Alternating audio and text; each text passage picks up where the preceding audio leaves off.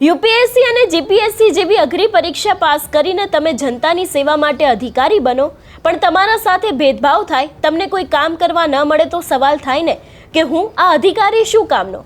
આવું જ કંઈક થયું છે આઈએએસ રિંકુસિંહ સાથે, અને ક્યાંક આને જ કારણે સોશિયલ મીડિયામાં તો તેઓ ચર્ચામાં આવ્યા છે અને ભેદભાવને કારણે તેમને રાજીનામું પણ આપી દીધું છે. આ રાજીનામા પાછળનું કારણ શું છે, કેમ સોશિયલ મીડિયામાં અત્યારે હાલ તેમના નામની ચર્ચાઓ જાગી છે, એ દરેક વિષયને લઈને વાત કરીએ આજના આ વિડીયોમાં. નમસ્કાર, હું હંસિની અને તમે જોઈ રહ્યા છો નિર્ભય ન્યૂઝ.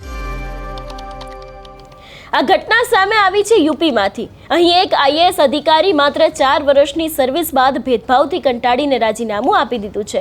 વર્ષ 2022 બેચ ઉત્તર પ્રદેશ કેડરના આઈએએસ રિંકુસિંહ રાહીએ રાજીનામું આપતા અત્યંત વેદના સાથે સ્પષ્ટ શબ્દોમાં જણાવ્યું છે કે તેમને મહિનાઓ સુધી માત્ર પગાર ચૂકવવામાં આવતો રહ્યો છે, પરંતુ જનસેવાની કોઈ સાર્થક તક કે જવાબદારી આપવામાં નથી આવી. એક સક્ષમ અને પ્રતિષ્ઠિત અધિકારીને માત્ર વેટિંગ અથવા તો અટેચમેન્ટના નામે રૂમમાં પૂરી રાખીને તેને કામ વગર બેસાડી રાખવા એ તેમની બૌદ્ધિક ક્ષમતા અને દેશ પ્રત્યેની તેની નિષ્ઠાને હત્યા કરવા સમાન છે. રિંકુસિંહ રાહીનું રાજીનામું માત્ર એક વ્યક્તિગત કારકિર્દીનો નિર્ણય નથી, પણ તે ભારતીય વહીવટી માળખામાં ઊંડે સુધી ઘર કરી ગયેલી વંશવાદી માનસિકતા, જાતિવાદના ઝેરી મૂળિયા અને ભ્રષ્ટાચાર સામે લડનારા નિષ્ઠાવાન અધિકારીઓની લાચારીનું જીવંત પ્રતિબંધ છે. ભેદભાવના આક્ષેપોની સાથે અને આક્ષેપોના મુજબ પણ જુલાઈ 2025માં જ્યારે તેમની નિમણૂક કરવામાં આવી હતી ત્યારે એસડીએમ તરીકે કરવામાં આવી હતી, ત્યારે કોઈને અંદાજ નહોતો કે તેમની આ સેવા માત્ર 36 કલાકમાં જ સમેટી લેવામાં આવશે. એક નિરીક્ષણ દરમિયાન જ્યારે તેમણે એક વ્યક્તિને જાહેર સ્થળે ગંદકી ફેલાવતા જોઈ કાયદા મુજબ શિસ્તબદ્ધ પગલાં લીધા, ત્યારે તેને એક જ્ઞાતિવાદના રંગમાં રંગી દેવામાં આવ્યો. સ્થાનિક સ્તરે એવો મોરચો ખેલવામાં આવ્યો કે જાણે કોઈ દલિત અધિકારી ઉચ્ચ વર્ગના લોકોને શિસ્ત શીખવાડી શકે નહીં. વકીલો અને સ્થાનિક પ્રભાવશાળી જૂથોએ રાહે વિરુદ્ધ આંદોલન છેડ્યું અને વહીવટી તંત્રએ અધિકારીની પડખે ઊભા રહી સત્ય જાણવાને બદલે તેમને તત્કાલીન પદ ઉપરથી હટાવી દેવામાં આવ્યા. આ 36 કલાકનો ટૂંકો ગાળો એ સાબિત કરવા માટે પૂરતો છે કે જો કોઈ દલિત અધિકારી સત્તાના સ્થાને બેસીને કાયદાનું કડક પાલન કરવાનો પ્રયાસ કરે તો ઉપર બેઠેલા શાસકો તેને અનફિટ જાહેર કરીને હાંસિયામાં ધકેલી દે છે. આવા પણ આક્ષેપો મૂકવામાં આવ્યા છે. તેમને લખનૌના મહેસૂલ બોર્ડમાં અટેચ કરીને સત્તા વિનાના કરી દેવામાં આવ્યા, જે તેમની જ્ઞાતિ અને પ્રામાણિકતાની સજા સિવાય બીજું કશું જ નથી. રિંકુસિંહ રાહી માટે સંઘર્ષ અને અન્યાય એ કોઈ નવી વાત નથી. આઈએએસ બનતા પહેલા જ્યારે તેઓ એક અધિકારી હતા ત્યારે 2008માં તેમણે સમાજ કલ્યાણ વિભાગમાં 80 કરોડનો જે કૌભાંડ પકડ્યો હતો, પર્દાફાશ કર્યો હતો, તેને જ કારણે તેમના પર 2009માં જીવલેણ હુમલો થયો હતો. આ હુમલામાં તેમને 7 ગોળીઓ મારવામાં આવી હતી. આ હુમલામાં તેમનો ચહેરો, એક ભાગ જડબું અને આંખની રોશની પણ ગુમાવી દીધી હતી.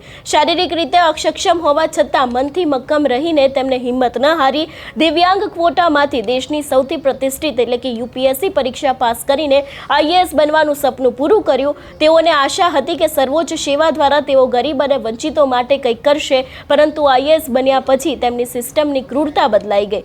રિંકુસિંહે તેમના રાજીનામામાં નૈતિકતાનો જે સવાલ ઉઠાવ્યો તે વર્તમાન સંધિની સેવા માટે લાલબત્તી સમાન છે. તેમણે કહ્યું કે કામ કર્યા વગર જનતાના ટેક્સના પૈસામાંથી પગાર લેવો એ નૈતિક રીતે પાપ જેવું લાગે છે. તેમના પિતાએ પણ આ સમગ્ર મામલે શું કહ્યું છે તે પણ સાંભળીએ.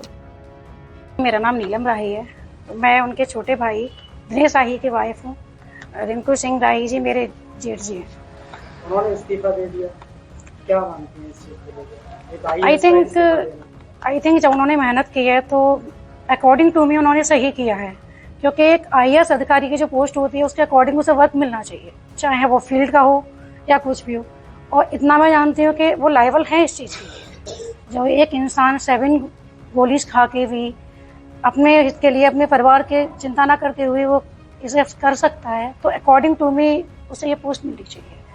और इस टाइम जो माहौल है घर का वो तो आप देख ही रहे हैं कि क्या है, क्योंकि एक फादर और मदर साथ में जो फैमिली सफ़र करती है अपने बच्चे के लिए स्टडी में, हर चीज़ में, वो कैसे क्या मैनेज करती है वो तो हम आप सभी जानते हैं. जब वो शाहजहाँपुर वाली घटना हुई उसके बाद अटैच कर दिया गया लखनऊ में, उसके बाद घर पे कभी आना जाना हुआ वो कौन से बात, तो क्या कहते थे जी? घर पे वो आते थे लेकिन ऐसे कोई डिस्कशन उन्होंने नहीं किया, क्योंकि अपनी चीज़ें उन्होंने ज़्यादातर अपने तक ही सीमित रखी हैं. फैमिली को उन्होंने इसलिए नहीं परेशान किया कि शायद सब परेशान होंगे, कुछ बताएंगे, तो बहुत सी चीज़ें उनकी ये भी, क्योंकि वो कभी भी किसी को परेशान नहीं करना चाहते हैं. He is very honest man. वैसे फील्ड को लेके क्या कहते थे? फील्ड को लेके उनका यही है कि वो समाज की सेवा करना चाहते हैं, तो आई थिंक उन्हें ये चीज़ मौका मिलना चाहिए। वो मेरा बेटा है रिंकू सिंह राही। आपका नाम? मेरा नाम सौदान सिंह राही है। रिंकू सिंह जो IAS हैं आपके बेटे, उन्होंने आज इस्तीफा दे दिया, क्या कहना है आपका इस पे और क्या आपको आपसे वार्तालाप हुआ? नहीं, जो उसको काम नहीं दे रहे हैं बता रहे हैं, वो कह रहे थे काम नहीं दे रहे हैं। वो देशभक्त का आदमी है, ईमानदार आदमी है, मेहनती आदमी है। जिस किसी आदमी को मेहनत करने की टाइम नहीं देते हैं। 2009 में समाज कल्याण अधिकारी था, जब 100 करोड़ घोटाला निकाला था उसने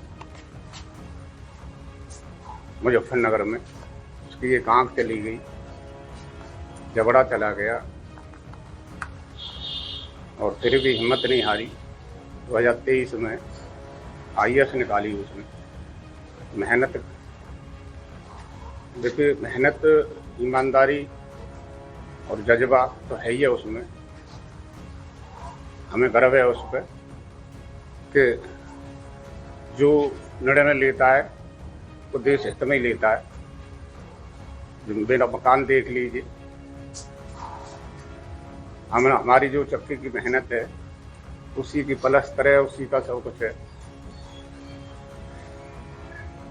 उसकी जो 2009 में जब गोली लगी थी तो सारी जो उसकी का नाम है, जो नौकरी की ड्यूटी थी, वो मुजफ्फरनगर आने जाने में सारी ख़त्म कर दी उसने। हमारे पास कुछ नहीं है, हमारा बैंक बैलेंस देख लीजिए। लेकिन जो लोग मेहनती और ईमानदार होते हैं तो उनके पास बैंक बैलेंस नहीं होता, ईमान ही होता है। और जो देश हित में जो होते हैं, जो देशभक्त होते हैं, वो सही निर्णय लेंगे। आयोग भी सही निर्णय लेगा, इस्तीफा लिखने से पहले वार्तालाप, राष्ट्रपति जी सही निर्णय लेंगे, हमें राष्ट्रपति जी सही निर्णय लेंगे। रिंकू सिंह जो है IAS એટલે ખાસ કરીને આ દરેક આક્ષેપોની વચ્ચે અત્યારે હાલ આ જે અધિકારી છે એમને રાજીનામું તો આપી દીધું છે, પણ અત્યારે હાલ તેઓ સોશિયલ મીડિયામાં ખૂબ જ ચર્ચામાં આવ્યા છે। તેમના રાજીનામા પાછળના કારણો શું હોઈ શકે છે, તેમની સાથે ખરેખર કોઈ ભેદભાવ કરવામાં આવ્યો છે કે કેમ, એ જ દરેક વાતને લઈને અત્યારે હાલ લોકોની અંદર પણ ભારે રોષ જોવા મળી રહ્યો છે। આ સમગ્ર મામલે તમારો શું અભિપ્રાય છે અમને કમેન્ટ કરીને ચોક્કસથી જણાવજો। તેની સાથે અમારી ચેનલ નિર્ભય ન્યૂઝને લાઇક, શેર અને સબસ્ક્રાઇબ કરવાનું ભૂલશો નહીં। નમસ્કાર।